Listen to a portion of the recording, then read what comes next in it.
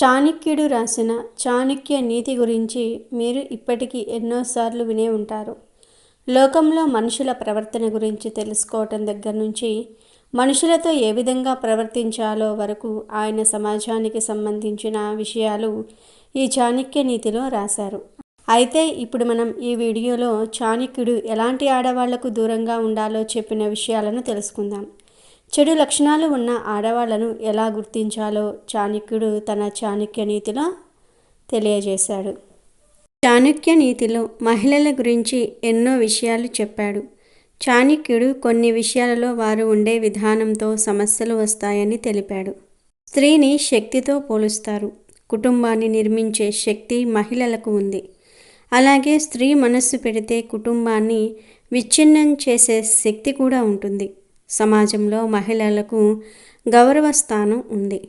చాణక్యుడి ప్రకారం స్త్రీలలో కొన్ని లక్షణాలు ఉంటే జీవితం బంగారుమయం అవుతుంది. అదేవిధంగా ఆమెలోని కొన్ని లక్షణాలు జీవితాన్ని నాశనం చేస్తాయని చాణక్యుడు తెలిపాడు. చాణక్యుడి ప్రకారం స్త్రీలకు ఉండకూడని లక్షణాలు ఏమిటో చూద్దాం. మహిళలకు సంబంధించిన విషయాల గురించి అనేక ఆలోచనలు గ్రంథాలలో ప్రస్తావించబడ్డాయి. ఒక మహిళ ఎలాంటి మంచి లక్షణాలను కలిగి ఉండాలి, ఎలాంటి చెడు లక్షణాలకు దూరంగా ఉండాలో అందులో వివరించబడ్డాయి. మన చుట్టూ ఉండే లోకంలో కూడా ఎంతోమంది మహిళలు ఉన్నారు. వీరిలో మంచి లక్షణాలు, చెడు లక్షణాలు కలిగిన వారు చాలామందే ఉన్నారు. అయితే చెడు స్వభావం కలిగిన స్త్రీల పట్ల చాలా జాగ్రత్తగా ఉండాలని పండితులు చెప్తూ ఉన్నారు. ముఖ్యంగా అమ్మాయిల గుణగణాలు తెలుసుకుని వారితో సావాసం చేయటం మంచిదని అంటూ ఉన్నారు. ముఖ్యంగా కొందరు మహిళలు పురుషులకు ఆకర్షితులవుతూ ఉంటారు. ఈ పొరపాటు వల్ల అనేక ఘోరాలు జరిగే అవకాశం కూడా ఉంది. కాబట్టి ఇలాంటి వారితో సాహసం చేసే ముందు మీరు మహిళల్లో ఉండే ముఖ్యమైన కొన్ని లక్షణాల గురించి జాగ్రత్తగా తెలుసుకోవాలి.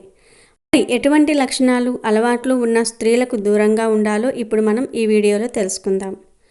అలాగే ఎలాంటి స్త్రీలకు అదృష్టం బాగా ఉంటుందో కూడా ఈ వీడియోలో తెలుసుకుందాం. అంతకన్నా ముందు మా వీడియో నచ్చితే లైక్ చేసి షేర్ చేయండి. అలాగే మా ఛానల్ని కూడా సబ్స్క్రైబ్ చేసుకొని మాకు సపోర్ట్ చేయండి. ఇక వీడియోలోకి వస్తే, చాణక్య నీతిలో చెప్పిన దాని ప్రకారం కళ్ళతో అట్రాక్ట్ చేసే మహిళలను అస్సలు నమ్మకూడదు. కొందరు అమ్మాయిలు కళ్ళతో పురుషులను ఆకర్షిస్తూ ఉంటారు. ముఖ్యంగా కామ కోరికలు ఎక్కువగా ఉండే స్త్రీలు ఇతర మగాళ్లను కోరుకుంటూ ఉంటారు. కామంతో కళ్ళు మూసుకుపోయిన మహిళలు తమ కుటుంబానికి ఎప్పుడైనా ద్రోహం చేసే అవకాశం ఉంది. కాబట్టి ఇలాంటి లక్షణాలు ఉన్న మహిళలతో చాలా జాగ్రత్తగా ఉండాలి. అత్యాశ ఉండే స్త్రీలకు దూరంగా ఉండాలి. మితిమీరిన కోరిక లేదా అత్యాశ ఉండే మహిళలు కుటుంబాన్ని, ఇంటిని నాశనం చేసే అవకాశం ఉంది. ఎందుకంటే అత్యాశ అంటే డబ్బు, ఆస్తులు లేదా సంపదపై అతిగా ఆసక్తి ఉన్న స్త్రీలను పొరపాటున కూడా నమ్మకూడదు. ఎందుకంటే చాలా అత్యాశ గల స్త్రీలు తమ చిన్న కోరికను నెరవేర్చుకోవడానికి ఎవరినైనా త్వరగా మోసం చేస్తారు. అలాంటి వారి నుంచి మీరు దూరంగా ఉండటం ఉత్తమం. అతిగా మాట్లాడే అమ్మాయిలకు కూడా దూరంగా ఉండాలి. కొందరు మహిళలు నిరంతరం ఏదో ఒక విషయం గురించి మాట్లాడుతూ ఉంటారు. అయితే తమ కుటుంబంలోని విషయాలు తమ భాగస్వామితో కాకుండా ఇతరులతో షేర్ చేసుకుంటూ ఉంటారు. ముఖ్యంగా పరాయి మగాళ్లతో మాట్లాడుతూ ఉంటారు. అందుకే ఇలాంటి మహిళలను అస్సలు నమ్మకూడదు. ఇలాంటి ఆడవారికి చాలా దూరంగా ఉండాలి. లేదంటే జీవితం నాశనం అవుతుంది. ఏ స్త్రీ అయితే తన మాటలను కంట్రోల్ చేసుకోదో, చుట్టుప్రక్కల ఎవరు ఉన్నా తన మాట తీరును మార్చుకోదో, అలాంటి స్త్రీలు చాలా సమస్యలను ఎదుర్కొంటారు. అలాగే ఎక్కువగా బయట ఉండే స్త్రీలు, బయట తిరగడానికి ఎక్కువగా ఇష్టపడే స్త్రీలకు దూరంగా ఉండాలి. సాధారణంగా మహిళలు ఎక్కువ సమయం ఇంట్లో ఉండేందుకు ఇష్టపడతారు. అయితే కొందరు మహిళలు ఇంట్లో కాకుండా ఎక్కువ సమయం బయట గడుపుతూ ఉంటారు. ఇలాంటి వారిని పొరపాటున కూడా నమ్మకూడదు. ఈ రకమైన మహిళలు తమను నమ్ముకున్న వారిని మోసం చేసే అవకాశం ఎక్కువగా ఉంది. కాబట్టి మీరు అలాంటి మహిళలను నమ్మకూడదు. ఏ ఆడవాళ్ళకైతే పొట్టభాగం అనేది కుండ ఆకారంలో ఉంటుందో అటువంటి ఆడవాళ్ళు చాలా అన్లక్కీగా ఉంటారంట. అంటే ఇక్కడ ఎవరినీ కూడా మనం వాళ్ళ జాతకాలు కానీ వాళ్ళ క్యారెక్టర్ని కానీ అనలైజ్ అనేది చేయట్లేదు. కానీ ఇలా ఉంటే ఇలా ఉంటారని చెప్పేసి ఆ చాణక్య నీతి పుస్తకంలో రాసి ఉంది. అదే మేము మీతో షేర్ చేసుకుంటూ ఉన్నాము. ఏ ఆడవాళ్ళకైతే మెడ అంటే మన నెక్ పార్ట్ ఏదైతే ఉంటుందో అది చాలా చిన్నదిగా ఉంటుందో అటువంటి ఆడవాళ్ళు చాలా కన్ఫ్యూజింగ్గా ఉంటారంట. వాళ్ళు వాళ్ళ సొంత నిర్ణయాలు కూడా తీసుకోవడానికి చాలా వెనుకాడుతూ ఉంటారు. చిన్న చిన్న పనుల కోసం కూడా వాళ్ళు ఎక్కువగా వేరే వాళ్ళ మీద ఆధారపడి ఉంటారు. అలాగే ఏ ఆడవాళ్ళైతే మాట్లాడేటప్పుడు వాళ్ళు వాళ్ళ కోపాన్ని, ఆవేశాన్ని అణుచుకోరో, కంట్రోల్ చేసుకోలేకపోతూ ఉంటారో అటువంటి ఆడవాళ్ళ నుంచి కూడా దూరంగా ఉండమని చెప్పింది చాణక్య నీతిలో రాసి ఉంది. ఎందుకు అని అంటే అటువంటి ఆడవాళ్ళు వాళ్ళ మాటను నెగ్గించుకోవడానికి అవతల మనిషి ఎవరైనా సరే, తన భర్త అయినా తండ్రి అయినా సరే, వాళ్ళు వాళ్ళను పట్టించుకోరు. అక్కడ వాళ్ళ లైఫ్ అనేది బంధుత్వానికి, బాంధవ్యానికి, దేనికి కూడా ఇంపార్టెన్స్ అనేది ఇవ్వరు. చాణక్య నీతి ప్రకారం స్త్రీలకు ధైర్యం మంచిదే, కానీ మితిమీరిన ధైర్యం మంచిది కాదు. మీ మితిమీరిన ధైర్య సాహసాలు మీకు ఏదో ఒక రోజు కష్టాల్లో పడేస్తుంది అని చాణక్యుడు చెప్పాడు. ఏం కాదులే అని కొన్నిసార్లు ముందుకు వెళ్తే సమస్యలు తప్పవు. ఆచితూచి ఆలోచించి అడుగు వేయాలి. మితిమీరిన ధైర్యం పురుషులకు కూడా మంచిది కాదు. ఎంతవరకు ఉండాలో అంతవరకు ఉంటే చాలు. కొందరు స్త్రీలకు అబద్ధం చెప్పే అలవాటు ఎక్కువగా ఉంటుంది. వాళ్ళు చెప్పే అబద్ధాలే వాళ్ళను కష్టాల్లో పడేస్తాయి. స్త్రీలు అలాంటి గుణాలను వదిలివేయాలని చాణక్యుడు తెలిపాడు. ఈ గుణాలు స్త్రీలకు అందాన్ని తీసుకురావని వివరించాడు. ప్రపంచంలో ఏ వ్యక్తి కూడా పరిపూర్ణంగా ఉండలేడు. ప్రతి ఒక్కరిలో ఏదో ఒక లోపం ఉంటుంది. స్త్రీలు కూడా ఈ లక్షణాల్లో కొన్నిటిని మార్చుకోవాలి అని చాణక్యుడు వెల్లడించాడు. అతిగా కోపం ఉండే స్త్రీలకు, అతిగా మాట్లాడే స్త్రీలకు, ఎక్కువ సమయం బయట తిరిగే స్త్రీలకు, డబ్బు బంగారంపై ఎక్కువ ఆసక్తి ఉండే స్త్రీలకు, పర్యాయ పురుషుడితో ఎక్కువగా మాట్లాడే స్త్రీలకు దూరంగా ఉండాలని చాణక్యుడు చాణక్య నీతిలో చెప్పారు. మీ ఇంటిలో ఉన్న స్త్రీలు అంటే మీ కూతుర్లు కానీ, మీ భార్య, తల్లి, వదిన, అక్క, చెల్లి ఇలా ఎవరైనా కానీ ఇప్పుడు మనం చెప్పుకోబోయే విధంగా ఉంటే వారు మీ ఇంటిలో ఐశ్వర్యాన్ని కురిపించబోతూ ఉన్నారు. అలాగే వీరి పేర్లు ఈ అక్షరంతో స్టార్ట్ అయితే ఇక వారికి తిరగనేదే ఉండదు. ఈ 6 అక్షరాలు ఉన్న స్త్రీలు మీ ఇంటిలో ఉంటే లక్ష్మీదేవి మీ ఇంటిలో ఉన్నట్లే అని శాస్త్ర పండితులు చెప్తూ ఉన్నారు. ఆడవారి శరీర అమరికను బట్టి వారి అదృష్టం అనేది ఆధారపడి ఉంటుందని సాముద్రిక శాస్త్రం చెప్తుంది. అందం కంటే కూడా ఇవి చాలా ముఖ్యమట. అందుకే పూర్వంలో పెళ్లి చూపులకు వెళ్ళేటప్పుడు పెద్దవారు అమ్మాయి ఒడ్డు, పొడుగు, నడక అన్నీ పక్కాగా చూసుకునేవారు. కానీ ప్రస్తుత రోజుల్లో అన్నీ ఆన్లైన్లోనే అయిపోతూ ఉన్నాయి కాబట్టి అంత పట్టింపు అనేది ఉండటం లేదు. అయితే సాముద్రిక శాస్త్రం అనేది జ్యోతిష్యంలో అంతర్భాగం. దీనిలో మనిషి తల నుండి పాదాల వరకు శరీరంలోని ప్రతి భాగం గురించి వివరంగా చెప్పటం జరుగుతుంది. శరీర భాగాల పొడవు, వాటి అమరిక బట్టి వారు ఎలాంటి వారు, వారి వ్యక్తిత్వం ఎలాంటిదో చెప్పవచ్చు. ఇంకా చేతులు, కాళ్ళు నిర్మాణం బట్టి వారి జీవితం ఎలా ఉండబోతుంది, ఎలాంటి జీవిత భాగస్వామి వస్తుంది, వారి ఆయుర్దాయం ఎంత, ఇలా ఎన్నో విషయాలు చెప్పవచ్చునని సాముద్రిక శాస్త్రం చెప్తుంది. మరి వాటిల్లో కొన్నిటి గురించి ఇప్పుడు మనం ఈ వీడియోలో తెలుసుకుందాము. అంతకన్నా ముందు మా వీడియో నచ్చితే లైక్ చేసి షేర్ చేయండి. అలాగే మా ఛానల్ని కూడా సబ్స్క్రైబ్ చేసుకుని మాకు సపోర్ట్ చేయండి. ఇక వీడియోలోకి వస్తే మొదటిగా నుదిటి భాగం. స్త్రీలకు నుదిటి భాగం వెడల్పుగా ఉంటే వారు చాలా అదృష్టవంతులవుతారట. బొట్టు పెట్టుకునే ప్రదేశం నుండి పాపిట వరకు ఎంత వెడల్పుగా ఉంటే అంత అదృష్టమని సాముద్రిక శాస్త్రం చెప్తుంది. కనుబొమ్మలు, అలాగే 2 కనుబొమ్మలకు మధ్య వెంట్రుకలు ఉన్న అదృష్టమే. అదేవిధంగా 2 కళ్ళ మధ్య ఎంత గ్యాప్ ఎక్కువగా ఉంటే అంత ధనం లభిస్తుంది. కళ్ళు పెద్దగా ఉండి వాటి చుట్టూ నల్లటి చారలు ఉంటే వారికి సమాజంలో గౌరవం, పలుకుబడి ఉంటాయి. చిటికెన వేలు, ఉంగరపు వేలు మధ్య గ్యాపు. చిటికెన వేలుకి, ఉంగరపు వేలుకి గ్యాప్ ఎక్కువగా ఉన్నట్లయితే మీరు చాలా అదృష్టవంతులని సాముద్రిక శాస్త్రం చెప్తుంది. ఎక్కడైనా వీరి మాటే చెల్లుబాటు అయ్యేలాగా ఉంటుంది. అలాగే చూపుడు వేలు కన్నా ఉంగరపు వేలు పొడవుగా ఉంటే ఇలాంటి వారు పట్టిందల్లా బంగారం అవుతూ ఉంటుంది. వారికి ప్రస్తుతం అంతగా కలిసి రాకపోయినా కూడా భవిష్యత్తు మాత్రం చాలా ఉన్నతంగా ఉంటుందని చెప్పవచ్చు. వీరిని మన పెద్దవాళ్ళు భాగ్య ఉంగరపు వేలు అని అంటారు. అరచెయ్యి విశాలంగా ఉన్న స్త్రీలు ధనాన్ని ఎక్కువగా పోగు చేస్తారట. వీరి దగ్గరికి ధనం రావటం అనేది ఉంటుంది కానీ పోవటం అనేది ఉండదు. ఇక పాదాల వేళ్ల విషయానికి వస్తే కాలి బొటనవేలు మిగతా వాటికంటే పెద్దగా ఉండి మిగిలిన వేళ్ళు పైనుండి కిందకు ఒక క్రమంలో ఉండేవారు చాలా అదృష్టవంతులు. బొటనవేలు కంటే పక్కన వేలు పొడవుగా ఉన్న స్త్రీలు చాలా ధైర్యవంతులు. వీరు దేనికి భయపడకుండా ముందుకు వెళ్తారు. సమాజం అంతా వీరికి చాలా గర్వం అని చెవులు కొరుక్కున్నా వీరు అవేమీ పట్టించుకోకుండా తమ పనిలో ముందుకు వెళ్తూ ఉంటారు. అలాగే బొటనవేలు కంటే పక్కన వేలు పెద్దగా ఉన్న స్త్రీలు పుట్టింట్లో కంటే మెట్టినింట్లో అనగా అత్తవారింట్లో ఎక్కువగా సుఖపడతారు. అక్కడ వీరి మాటే శాసనంగా ఉంటుంది. అరికాలి పాదం. కొంతమందికి పాదం నేలపై పూర్తిగా ఆనితే కొంతమందికి కాలు మొత్తం ఆనకుండా మధ్యలో గ్యాప్ అనేది ఉంటుంది. ఎవరికైతే పాదం పూర్తిగా నేలకు ఆనుతుందో అలాంటి వారు చాలా అదృష్టవంతులు. అలా కాకుండా ఎవరికైతే అరికాలు పూర్తిగా నేలకు ఆనకుండా కొంచెం వంకరగా ఉంటుందో వారి జీవితంలో కొన్ని కష్టాలను ఎదుర్కోవాల్సి ఉంటుంది. పొడవాటి జుట్టు. కొంతమంది ఆడవాళ్లకు నడుము కింద వరకు పొడవైన జుట్టును కలిగి ఉంటారు. అయితే ఇది చూడడానికి ఆకర్షణీయంగా ఉన్నప్పటికీ అంత మంచిది కాదని సాముద్రిక శాస్త్రం చెప్తుంది. ఈ 6 పేర్లున్న అమ్మాయిలు ఉంటే ఇంట లక్ష్మీదేవి తాండవిస్తుంది. చుట్టూ ఉన్నవారికి కూడా అదృష్టమే. జ్యోతిష్యం ప్రకారం 6 అక్షరాలతో పేర్లు ప్రారంభమయ్యే అమ్మాయిలను లక్ష్మీదేవిగా పరిగణిస్తారు. వీళ్ళ కాళ్ళ అడుగులు ఎక్కడ పడితే అక్కడ ఆనందం కలుగుతుంది.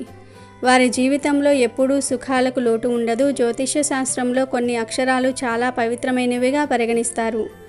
ఈ అక్షరాలతో పేర్లు మొదలయ్యే వ్యక్తులు చాలా అదృష్టవంతులు అని చెప్తూ ఉంటారు.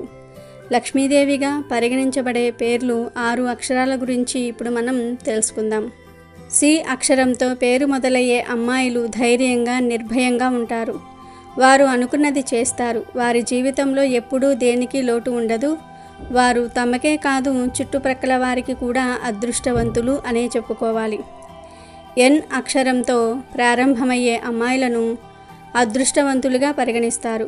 వారు చేయాలనుకున్న పనిని పూర్తి చేసే వరకు వదిలిపెట్టరు. వారి ఆర్థిక పరిస్థితి సాధారణంగా బాగుంటుంది. చాలా శ్రద్ధగలవారు. లక్ష్మీదేవి వీరికి ప్రత్యేక అనుగ్రహాన్ని ఇస్తుంది. అలాగే ఏ అక్షరంతో మొదలయ్యే అమ్మాయిలను చాలా అదృష్టవంతులుగా భావిస్తారు. వీరికి మంచి నాయకత్వ సామర్థ్యం ఉంది. వీళ్ళు తన స్వభావంతో ఎవరి మనసునైనా గెలుచుకుంటారు. కుటుంబ సభ్యులకు చాలా అదృష్టవంతులుగా నిరూపించుకుంటారు. కెరీర్ ఉన్నత స్థితిని సాధిస్తారు. ఎల్ అక్షరంతో పేరు మొదలయ్యే అమ్మాయిలు క్షణంలో ఎవరినైనా తమ వైపుగా మలుచుకుంటారు. వారికి భిన్నమైన ఆకర్షణ ఉంది. వీళ్ళు ఇతరులకు సహాయం చేయడానికి ఎల్లప్పుడూ సిద్ధంగా ఉంటారు. లక్ష్మీదేవి ప్రత్యేక అనుగ్రహం వారిపై ఉంటుంది. అందుకే వారి జీవితంలో ఎప్పుడూ ఆర్థిక సంక్షోభాన్ని ఎదుర్కోరు. ఈ అక్షరంతో పేరు మొదలయ్యే అమ్మాయిలు నిజాయితీ పరులు, అదృష్టవంతులు మరియు కష్టపడి పనిచేసేవారు. అత్తమామలకు ఆమె అదృష్టమని భావిస్తారు. భర్తకు ఆమె లక్ష్మీ అవతారం. అంటే ఎక్కడ పెళ్లి చేసుకున్న జీవితంలో డబ్బుకు సంపదకు లోటు ఉండదు. పై అక్షరంతో పేరు మొదలయ్యే అమ్మాయిలు వారు కష్టపడి జీవితంలో మంచి స్థానాన్ని పొందుతారు. విధి ఆమె జీవితాంతం ఆమెతో ఉంటుంది. వీరి ఉనికి కారణంగా కుటుంబంలో ఎప్పుడూ సంతోషకరమైన వాతావరణం ఉంటుంది. డబ్బు విషయంలో వీరు చాలా అదృష్టవంతులు. ఇప్పుడు మేము చెప్పిన ఈ 6 అక్షరాల పేర్లు ఉన్న అమ్మాయిలు జ్యోతిష్య శాస్త్రం ప్రకారం రాశి అలాగే నక్షత్రం ప్రకారం పేరు పెట్టుకున్న స్త్రీల ఇంట లక్ష్మీదేవి తాండవిస్తుంది. అలాగే వీరికి అదృష్టం కూడా కలిసి వస్తుంది. ఇక ఇప్పుడు లక్ష్మీదేవి మీ ఇంటికి వచ్చి తిష్ట వేసుకొని కూర్చోవాలి అంటే ఆడవారు ఏ పనులు చేయాలో కూడా తెలుసుకుందాం. శ్రీ మహాలక్ష్మీదేవి ఇంటికి రావాలంటే ఖచ్చితంగా చేయాల్సిన 5 పనులు ఉన్నాయి. ఈ పనుల గురించి స్వయంగా లక్ష్మీదేవే చెప్పింది అని శాస్త్రాలలో ఉంది. లక్ష్మీదేవి అనుగ్రహం కావాలని అందరూ కోరుకుంటూ ఉంటారు. అయితే లక్ష్మీదేవి తమ ఇంటికి రావాలని, తమ ఇంట్లో నివాసం ఉండాలని, తమ ఇల్లు లక్ష్మీ నివాసంగా మారాలని ప్రతి ఒక్కరూ కోరుకుంటూ ఉంటారు. లక్ష్మీదేవి అంటే సాక్షాత్తు ధనానికి అధిపతి. ఎవరికి ఐశ్వర్యం సిద్ధించాలన్నా ఆమె అనుగ్రహంతోనే జరుగుతుందని నమ్మకం. లక్ష్మీదేవి సకల సంపదలకు ఆదిదేవత. ఆ తల్లి మన ఇంట్లో ఉంటే చాలు అన్నీ లభిస్తాయంటారు మన పెద్దలు. ఇక్కడ సంపద అంటే బంగారము, నిధి, డబ్బు, భవనాలే కాదు. ఈ భౌతిక సంపాదన అశాశ్వతమైంది. నిజానికి లక్ష్మీదేవి అనుగ్రహించేది ఆధ్యాత్మిక సంపద. అది తరిగిపోనిది, కష్ట సమయంలో ధైర్యాన్నిచ్చేది. అలాంటి సంపద కష్టాల నుంచి తప్పించుకోవటం కాదు, ఆ కష్టాలను ఎదుర్కొనే బలాన్ని, ధైర్యాన్ని ఇస్తుంది. లక్ష్మీదేవి ప్రసన్నత లేకుంటే విష్ణువు కూడా భక్తులకు అందుబాటులో ఉండడు. సదాచారం, సత్ప్రవర్తన లక్ష్మీదేవి ఆహ్వానాలు. ఈ రెండూ ఉంటే ముందు లక్ష్మీదేవి అనుగ్రహం, తద్వారా విష్ణుమూర్తి అనుగ్రహం కూడా పొందవచ్చు. అందుకే అందరికీ ఆ లక్ష్మీ కటాక్షం అవసరం. శ్రీ మహాలక్ష్మి వైశిష్ట్యాన్ని శ్రీ అనే అక్షరం తెలియబరుస్తుంది. శ్రీ అంటే సంపద, భూమి, భాగ్యము, జయము, జ్ఞానము, తేజస్సు అనే అర్థాలు ఉన్నాయి. శ్రీతో మొదలు పెడితే ఏ పదానికైనా ఎంతో శక్తి వస్తుంది. శ్రీ ముందు చేర్చే సిరికి ఆ పదం శుభప్రదంగా మారుతుంది. లక్ష్మీ కటాక్షం అంటే అర్థం సంతోషంగా ఉండటమే. అన్నీ ఉన్నవాని విషాదం కన్నా ఏమీ లేకపోయినా సంతోషంగా ఉన్నవారు పొందేదే అసలైన లక్ష్మీ కటాక్షం. అయితే లక్ష్మీదేవి ఇంట్లోకి వచ్చి తిష్ట వేసుకొని మీ ఇంట్లోని నివాసం ఉండాలంటే ఇంట్లోని ఆడవాళ్ళు ప్రతిరోజు కొన్ని నియమాలు పాటించాలి. కొన్ని పనులు చేయాలి, కొన్ని పనులు చేయకుండా జాగ్రత్తగా ఉండాలని శాస్త్రాలలో చెప్పారు. ఇల్లు లక్ష్మీ నివాసంగా మారాలంటే ఇంట్లోని ఆడవారు అనగా గృహిణులు కొన్ని నియమాలు పాటించాలి. అంటే కొన్ని పనులు చేయాలి, కొన్ని పనులు చేయకూడదు. మొదటి నియమం ఏమిటి అంటే మన సనాతన ధర్మం ప్రకారం సూర్యోదయం, సూర్యాస్తమయ సమయంలో పొరపాటున కూడా నిద్రించకూడదు. స్త్రీలే కాదు, పురుషులు కూడా ఈ సమయంలో నిద్రించకూడదు. అలా ఎవరైతే నిద్రించకుండా ఉంటారో వారి ఇల్లు లక్ష్మీ నివాసంగా మారుతుంది. ఉదయం 5 గంటల కల్లా నిద్ర లేవాలి. 7-8 వరకు బారెడు పొద్దెక్కే వరకు ఏ ఇంట్లోని వారైతే నిద్రిస్తూ ఉంటారో ఆ ఇంట్లో లక్ష్మీదేవి ఉండదు అని శాస్త్రాలలో చెప్పారు. అదేవిధంగా సాయంకాలం 5 నుండి 7 గంటల మధ్యలో స్త్రీలు, పురుషులు పొరపాటున కూడా నిద్రించకూడదు. అప్పుడే ఆ ఇంట్లో లక్ష్మీదేవి స్థిరంగా నివాసం ఉంటుంది. ఇక రెండవ విషయం ఏమిటి అంటే ఉదయం నిద్రలేవగానే కుడి చేయిను చూసుకొని కరాగ్రే వసతే లక్ష్మి, కరమధ్యే సరస్వతి, కరమూలే స్థితే గౌరీ, ప్రభాతే కర దర్శనే అని మన చెయ్యని చూసుకొని ఆ తర్వాత లక్ష్మీదేవి చిత్రపటాన్ని బయటకు వచ్చి చూడాలి. తక్షణమే మనం వాడిన బెడ్ షీట్ను, దుప్పట్ని నీట్గా మడత పెట్టుకోవాలి. కొంతమంది నిద్రలేచి అలాగే పక్క బట్టలు మడత పెట్టకుండా వంటగదిలోనికి వెళ్ళిపోయి బెడ్ కాఫీ తాగేస్తూ ఉంటారు. కానీ అలా చేస్తే లక్ష్మీదేవికి అస్సలు నచ్చదు. స్త్రీలైనా పురుషులైనా నిద్ర లేవగానే పక్క బట్టలు మడత పెట్టుకోవాలి. మీ ఇల్లు లక్ష్మీ నివాసంగా మారాలంటే పాటించవలసిన రెండవ నియమం ఇది.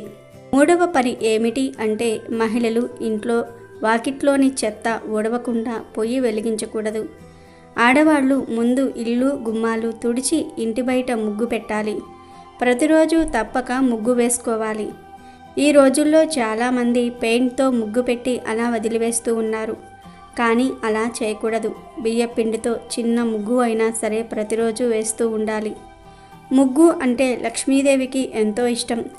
అలాగే సాయంకాలం పొద్దుపోయిన తర్వాత అంటే 5:30 తర్వాత ఇల్లు గుమ్మాలు తుడవకూడదు. ఎందుకంటే అది లక్ష్మీదేవి వచ్చే సమయం. ఆ సమయంలో చెత్త తుడవకూడదు. ఆ సమయానికి ముందే ఇంటిని క్లీన్ చేసేసుకుంటే అప్పుడు లక్ష్మీదేవి శుభ్రంగా ఉన్న మీ ఇంట్లోకి వస్తుంది. ఇల్లు లక్ష్మీ నివాసంగా మారాలంటే స్త్రీలు ప్రతిరోజు గడపకు పసుపు రాసి కుంకుమ బొట్లు పెట్టుకోవాలి. మన ఋషులు మహర్షులు ఏం చెప్పినా దాని వెనుక సైంటిఫిక్ కారణాలు ఉన్నాయి. పసుపు యాంటీబయాటిక్. గడపకు పసుపు రాసినట్లయితే ఆ ఇంట్లోకి ఎటువంటి బ్యాక్టీరియాలు, వైరస్లు రావు. ఇది సైంటిఫిక్గా కూడా రుజువైంది. కనుక ప్రతిరోజు గుమ్మానికి పసుపు రాయండి. ప్రతిరోజు కుదరని వారు కనీసం మంగళవారము, శుక్రవారాలలో అయినా సరే గుమ్మానికి పసుపు రాయండి. అప్పుడు మీ ఇల్లు లక్ష్మీ నివాసంగా మారుతుంది. లక్ష్మీదేవి మీ ఇంట్లో స్థిరంగా ఉండాలంటే వంటింట్లో ఉండే మసిగుడ్డను ప్రతినిత్యము మార్చుకోవాలి.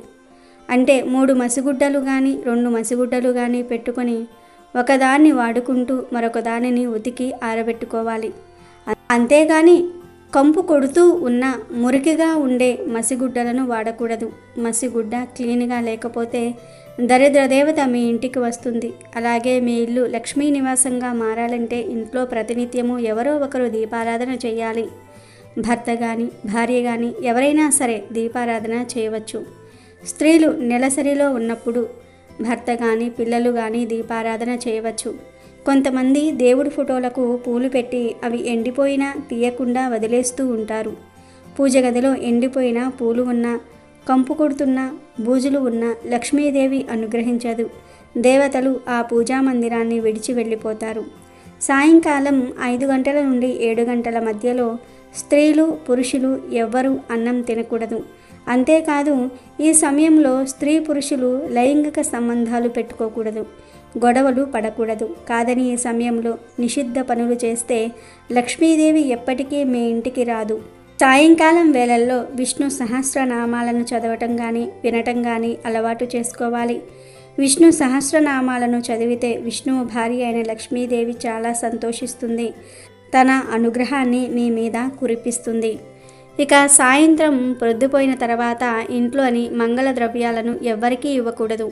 అంటే పసుపు, కుంకుమ, పూలు, గాజులు లాంటివి ఎవ్వరికీ ఇవ్వకూడదు.